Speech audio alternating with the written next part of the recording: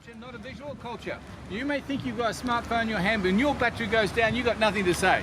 Okay, you may text, you may think that's a conversation, but let me say to you, in whatever language you choose, that this is a farce. This is a farce because it is pollution, toxic pollution, spray can for children, curling up the ozone layer, and you look at the lovely colors and think, oh, what a mess. You look at the trash bin, look at that, that's a mess. You look at the spray paint tree, what a mess. You look at that pipe along here, spray paint, what a mess. You look at this beautiful bush over here, what a mess. Now, and you come here because we love mess. We make cities that are full of pollution. We make bigger cities with bigger pollution. We make progress. There's pollution. It's beautiful art, and it's unframed, and it's free, but it will not be for long. They're going to take this and make that. Over there, those squares and rectangles. That's going to come over here. You will be gone. You won't be allowed here anymore. It'll all be, sorry, we used to have freedom, but not anymore. Once upon a time, you could be. They say that about old Austin. It's a lie. You can never be free in Austin. There's always got to be a permit or a rule or a regulation saying you can be free, but not here, not now. You know, you're welcome to take photographs, but you can't.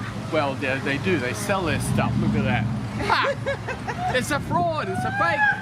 It's a fantasy. It's a franchise. It's an art, right? Like people have their own rights to express their emotions, right? Happily, temporarily, yes. Gallery then giving them a space to be able to do that. For a very short time. Yeah, I mean.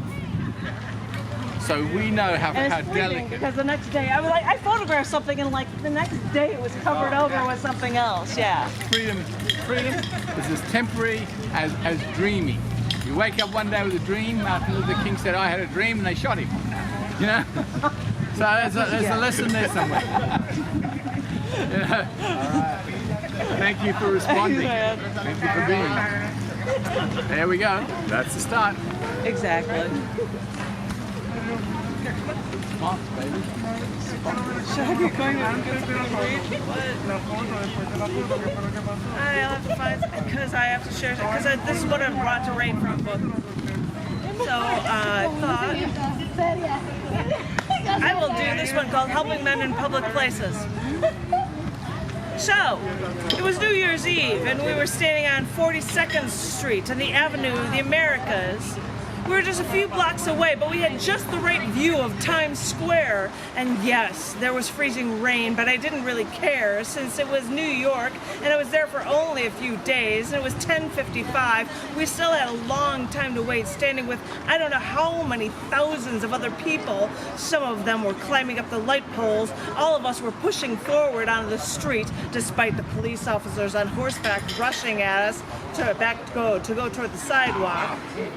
And our paper bag fell apart in the rain, so I let the glass water bottle fall to the curb, and our friend told me that he had to go to the bathroom real bad, you know. So I told him to go right here in the street, no one will see him. And he told me that he didn't want to piss on somebody's shoes, so he asked if I had a bottle.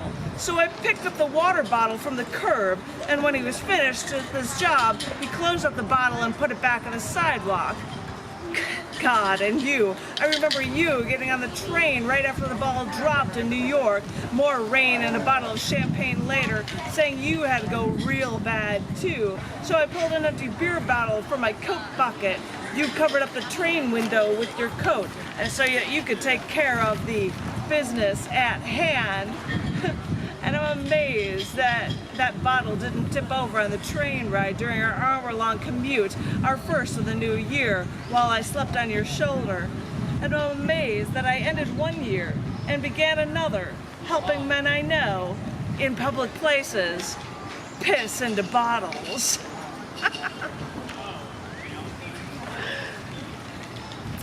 This is gold I want. And I'm losing my papers. This is the poetry bomb. You can't see it because my paper keeps falling over. Poetry bomb, because this is just something you do.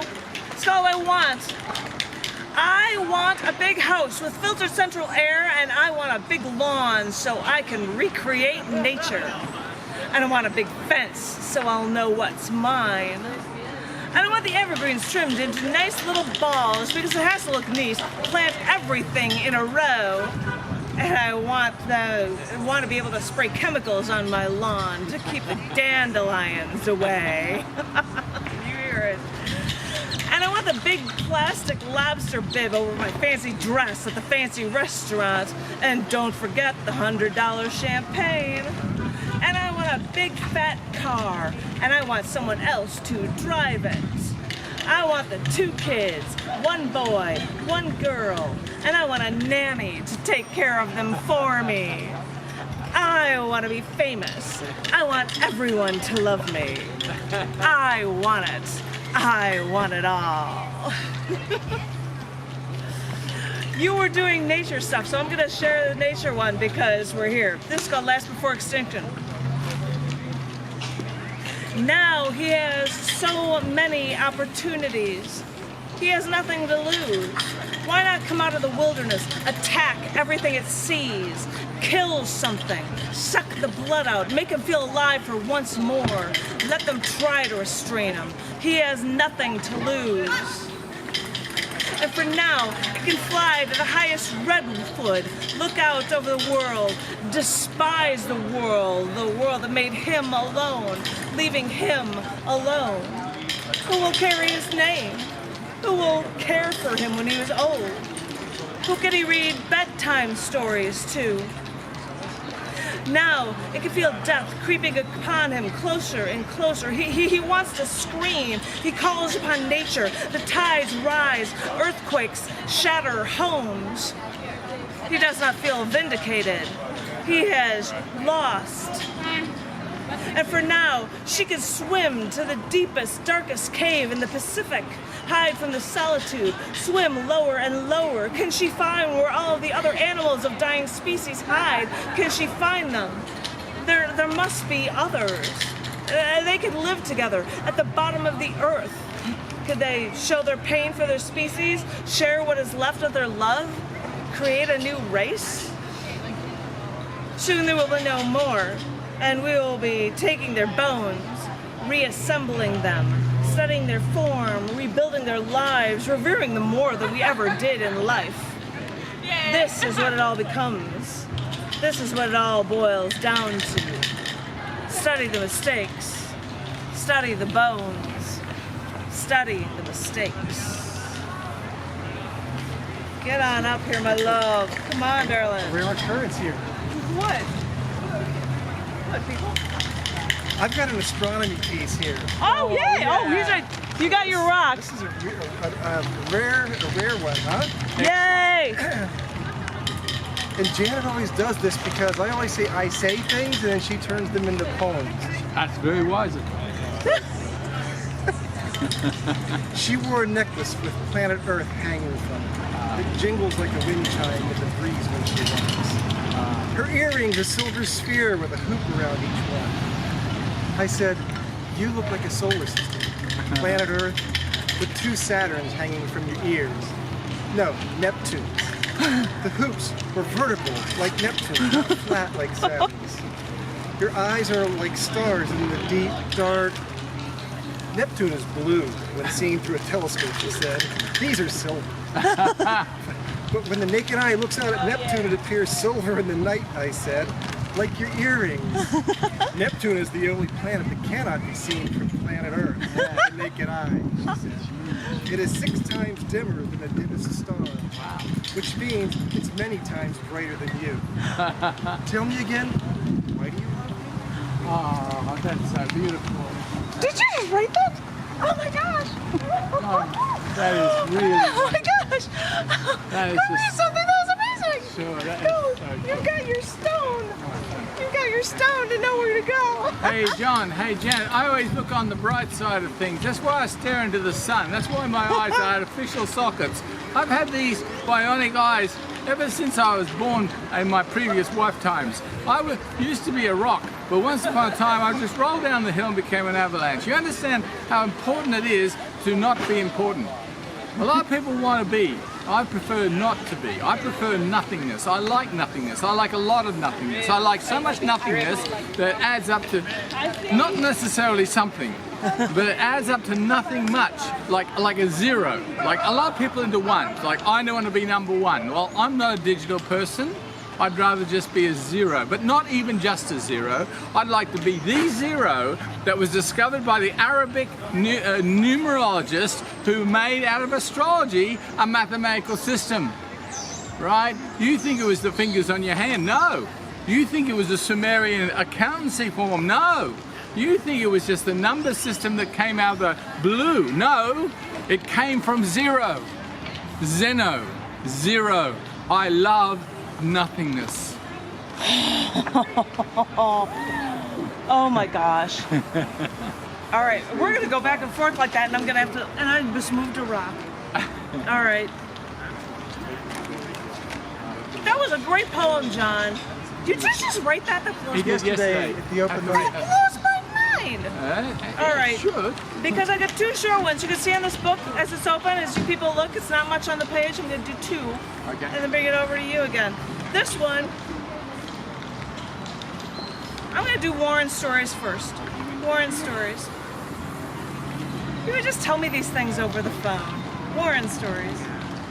I heard this story about a fat woman who sat naked on a pork chop bone once and didn't notice when it lodged itself amongst her folds of fat. Years later, when she felt a sharp pain and the doctors couldn't figure out what it was, they opened her up and found the pork chop and realized that her skin just eventually grew over it. That was a crazy thing about Warren. He would tell me these stories, and that was how I had a rock band, and that became the band Mom's Favorite Vase, because he thought, that's a Brady Bunch story. Kids don't play ball in the house, because you'll break Mom's favorite. And I never watched the Brady Bunch, but I'm like, that's funny, I'll do that. This one's called Kurt Irons. It's just a girl.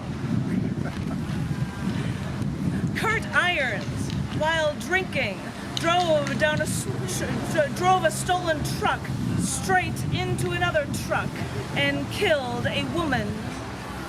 According to police reports, Kurt Irons was surprised by the arrest, by the fact that he was charged with vehicular homicide. Kurt Irons was quoted as saying, "Dudes, it's just a girl, man. It's a girl. Nothing but a girl."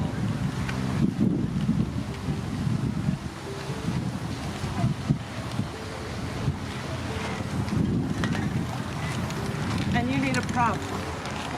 Don't spray it. Just hold it. Oh, he's like, no, won't do it, won't do it. Won't do it. I'll put it back. It may not occur to you, visitors, but I listen to you and I watch you. And I realize why you're here. It's to eat the ice cream of life. That's why you're here, because it's Sunday, you're wearing colourful t-shirts, you're smiling friends, and you're hanging around a good scene where nothing really matters. But if I opened your eyes to the trash on the ground, and the trash in the bins, and the spray painted trees, you might say, is this art? And I might say, no, it's trash. And you're going to make some more when you finish eating that, because you'll throw that little thing away into the bin maybe, or just on the ground, and more art will be made out of trash.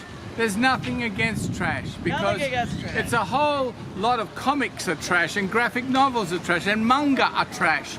But it doesn't matter, because people love trash. They love junk. They love residue. Why do you think there's so much junk in the world? Because people love making junk. They say, oh, I'm throwing it away. They don't throw it away, they hoard it. You've got piles of things, piles of things. When you die, what are you going to do with them? Nothing. You're gone. You're gone. Someone's got to get rid of all your crap. And then say, put it here, make it art. The art of trash. Look at that beautiful mountain of trash in that bin over there. Let's spray paint all the trash. Exactly. So it looks like art. So it looks like art. Well, I like Banksy very much, but I don't like taggers very much. I like people who are illegal, but I don't like people who are destroyers of beauty and harmony. So it's not people so much. It's the habits we've been told are art that are not art. It's the doppelgangers and the simulacras, the pretending people who say, look, I'm an artist, so I can fuck whoever I like, I can do whatever I like, I'm an artist, okay? Well, they're not an artist, they're a fraud. They're a fraud, absolutely. I was just watching a thing on Genius about how Picasso was just bucking anything. So apparently he wasn't an artist? No, I've been to his house. I've been to his house, and I really agree that he was an artist, but he was also a fucker. Salvador Dali was a fucker. You know, he was an artist, but a fucker. I went to Salvador Dali's house. All these big eggs and Al Capone's Cadillac and a whole castle full of his incredible art and his tarot deck. But he was still a fucker. You know, he took a poet's wife. He took Elouard's wife, who became his Gaia, his muse. Now that's a fucking thing to do, isn't it? Now really, if you want art, and I know you hunger for art, and you think this is art, this is not art. This is trash. This is pollution. This is just spray, paint, chemical, fill up your lungs with the ozone layer, drink from a plastic bottle and throw the crap away. Now that's what's really happening, okay? Pretend you're progressive and you're in the art anarchy of Austin. Bullshit. Fact is, we're all just sucking at the great tit of consumerism. Even if you're not buying enough from the van there or buying the fake art over there, you're buying the spray cans. You're buying the spray can that kills your air inside your lungs. And you knew it, but you don't want to admit it, so you say, oh, he's just talking. Because words, no one trusts words anymore. They trust image, because image can be photoshopped. Image can be manipulated. Image can be digitalized. You can be digitalized. You'll be virtual soon. They'll have little simulacras walking down here, and they'll be saying, remember how beautiful the trash was? And you'll say, I wish I had trash like that. That bin looks so beautiful and colorful. It looks like the ice cream van full of colors. And this is the end of National Poetry Month. Yeah. And the thing is that poetry was loved for I don't know how many years, and people would go together and, two. I call them two. But then it was loved historically. You ruined that one. The row either, right? Nah. 1897 and 1743. Exactly. And those were the two separate years. But it was actually something that people would go to and listen to because it was an art form and it has become lost. And so we have to do this so that people know that the spoken word means something. And they're not listening. So yeah, well. It's a visual world. I acknowledge that. I look at people too as well. And we came to a place that was a visual word. We came to a place where it was all about visual. Yes, but... And we're putting this in their face, and they're like, what? Well, they're nicely smiling. Because in their heart they know, smiling. This is a fucking rip-off. Let's call it what it is. It's a small place where real estate allowed a junkyard to happen for a short time and said you're free to be a witness of the junk and document the junk and be part of the junk and make sure you take lots of selfies, you outside the junk heap. You have been here longer than me. Has this gone on for the whole 15 years that you've been here, do you know of? Yes. Oh yeah, I mean, I've it's been many around. times. They've allowed this space for this to happen, and somebody's Well, only because they couldn't find a use for it, and the person was benign, the owner of the property was benign. You know, now they're going to have high-rise condoms everywhere. Fuck the city. It's just all, but you know, focus on the fact that we know we're in a trash heap. You're sitting on a trash heap. We're making photographs of trash heap, but we're making art as well. Now the word is often a lie, but the eye lies more than the word. See, this is why I feel bad, because I'm just coming up here and reading poems. But I think that's so awesome that I get the interjections, and he won't hold the spray can bottle, which I took pictures with it, and of course it wasn't one that I was using. But I'm like, I will pose with it, cover stuff up, so why not? I will share a few with you from Chapter 38, which is about performance art shows, and these are poems from the show Stop. This one's called Never Did the Same. We've put each other through hell, I know. We've tried each other's patience, we've goaded each other on, we've pissed each other off, we've jerked each other around. But I've noticed two things. One is that whenever you were unhappy, I turned on the charm. I tried to make your day. I tried to make you laugh. And the other thing I noticed is that you never did the same for me. Oh, monster. Who was that monster? I'm not saying it because it's on video. Oh, okay. May he rest in peace. Yeah. I'm not going to say it. Dead to me. Well, I'm gonna do this one just because it'll sound nicer. This one is all these reminders. Yeah. Look, over here in the living room, you left an empty bottle of beer on the end table. The cap, too. And And come here, follow me over here in the kitchen. Look here, see, you left some of your food in the pantry. A box of spaghetti, some canned tomatoes. And come here, over into the bathroom. I know you probably won't notice this, but here, this towel, it smells like you. It smells like your shaving cream. And I could swear the crumpled bed sheets are still warm from you. Why did you have to go? Why does it have to seem so hard? Oh, okay. Look over here. The remote for the television is on the arm of the chair where you always leave it. And the cocktail table, it's pushed forward on one side because you always want to rest your feet on it. Everywhere I look around me, I see something that you affected. I look in the kitchen. I look in the dining room. I look in the mirror. Why did you have to do this to me? Why couldn't you have made a clean break?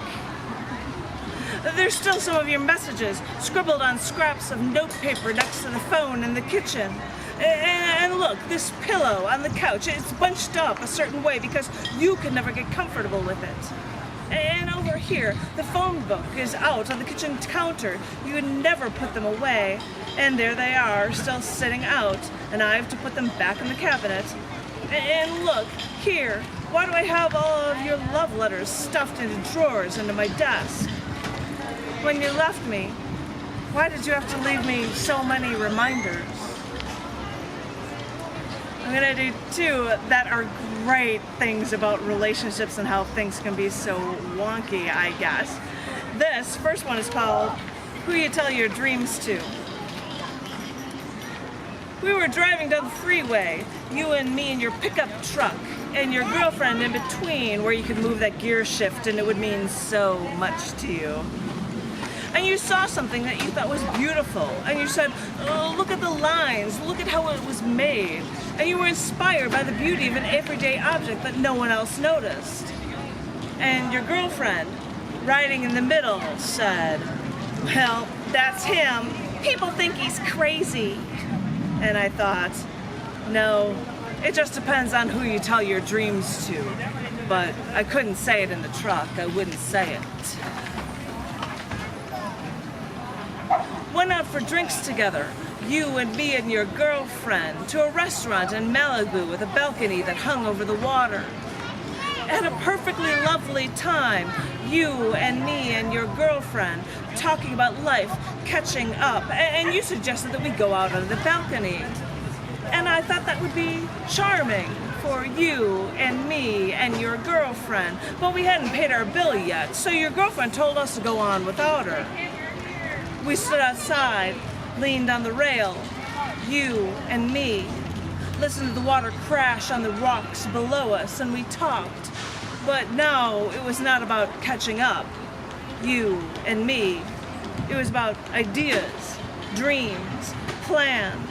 And before I knew it, we would talk for nearly an hour. And I said, well, what about your girlfriend? She's been waiting for us all that time. And you said, oh, yeah, and didn't move an inch.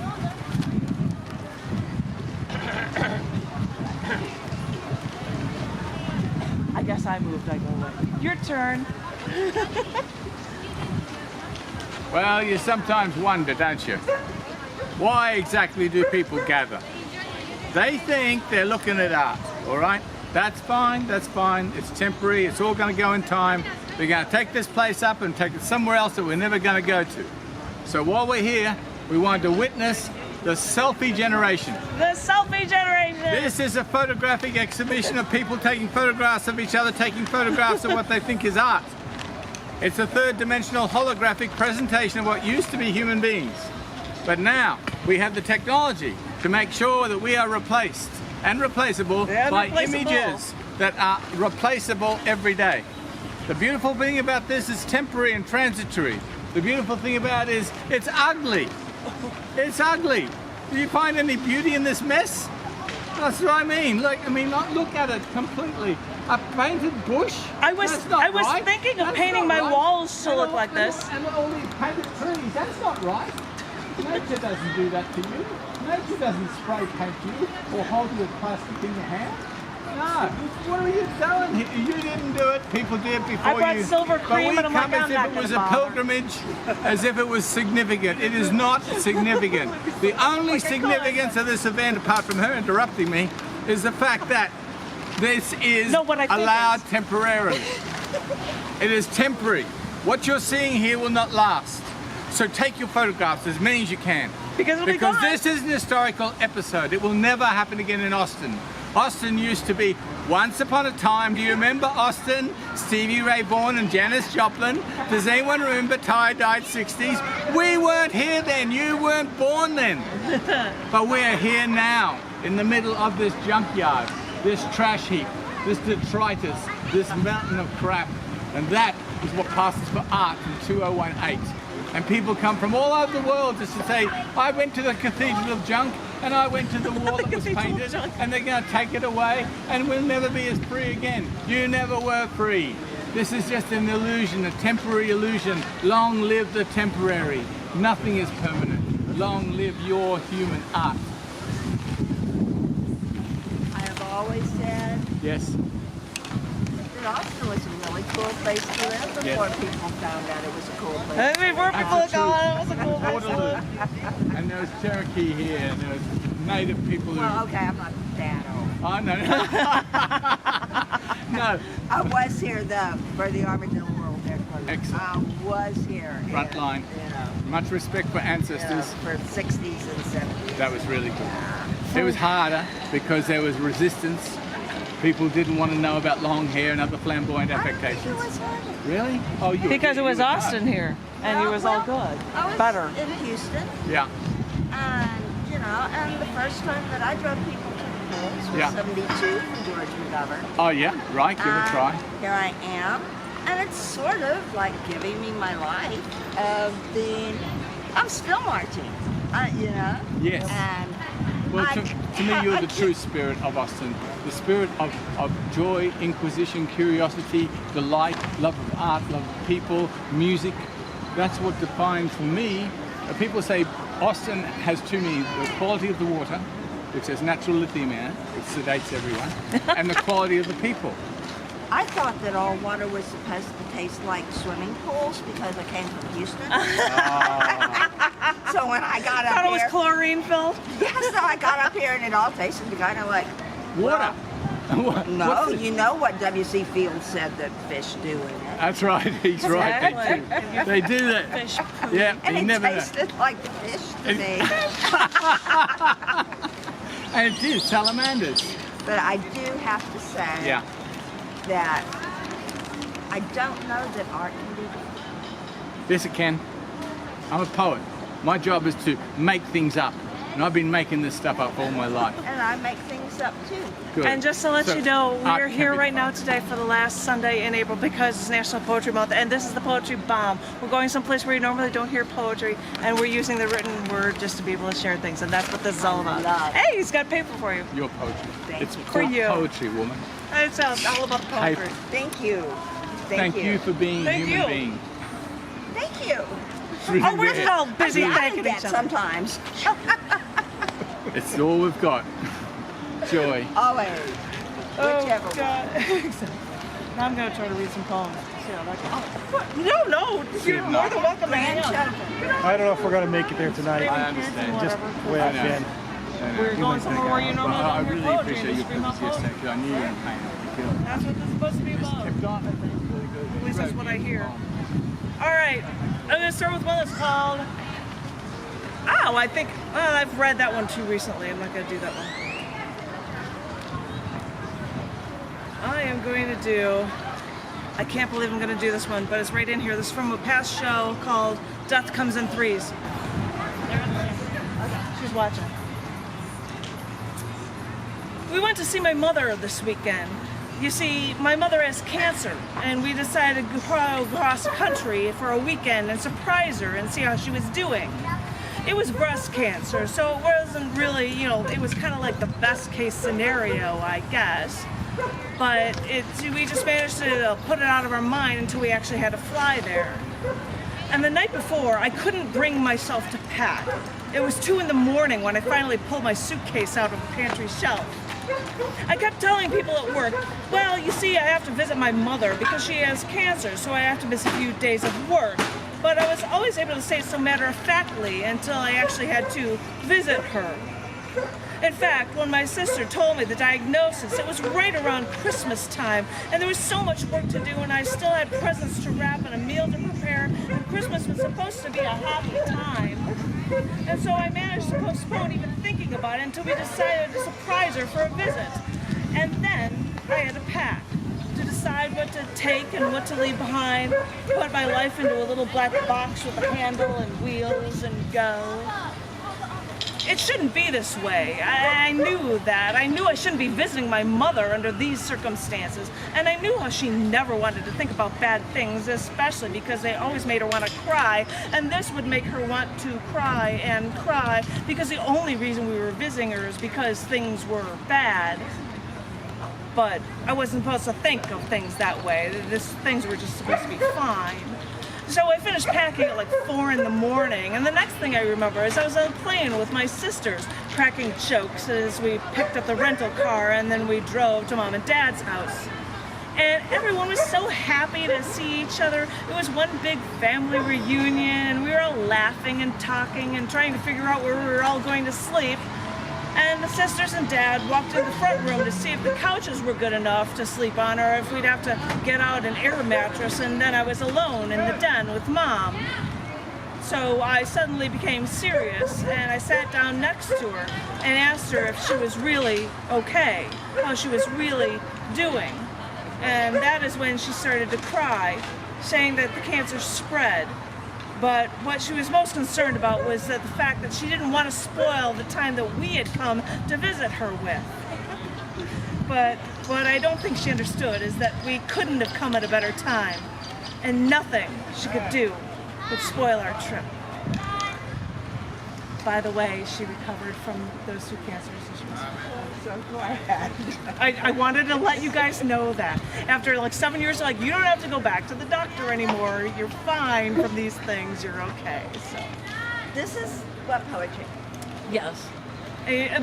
But that's the thing, and because this is the stories of life, that's what life does. And so yeah, so Glad we can all do it. exactly. I'm so glad to have met you. Well, I'm glad you met me too, and if there's anything I can do, I don't know.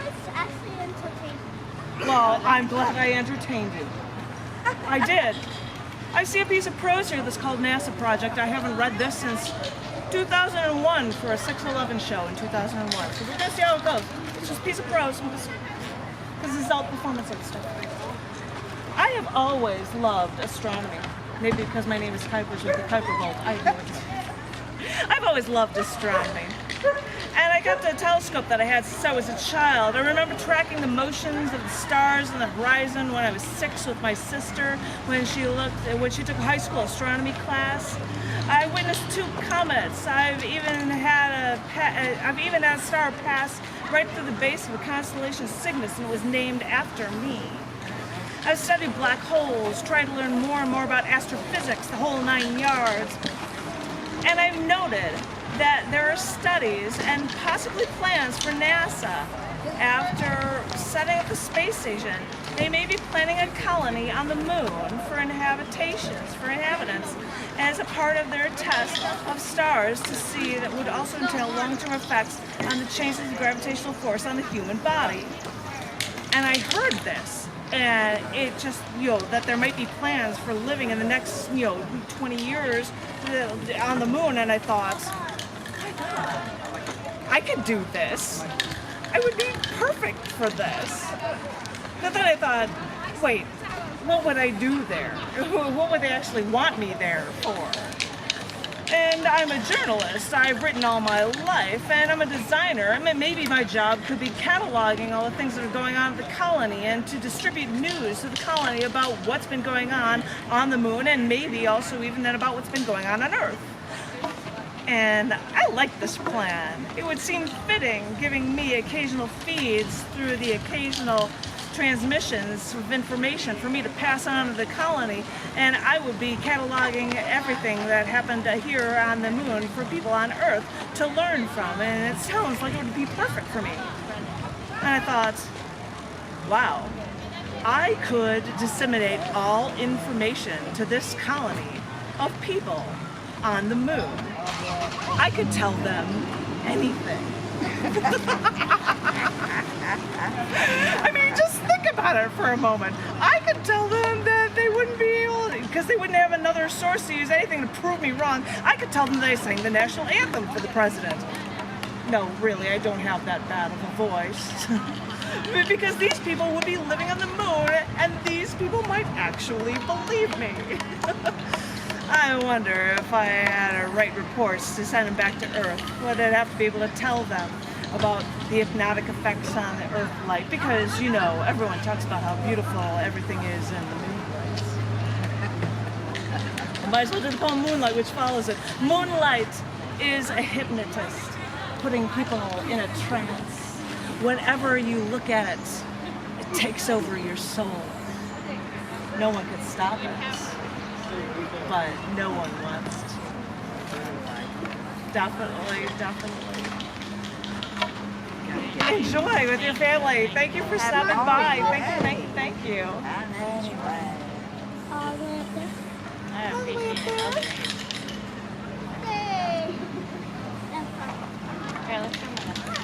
That's why I thought I'd climb over here, because poets could be here for as long as they wanted to. Because this is the Poetry Bomb.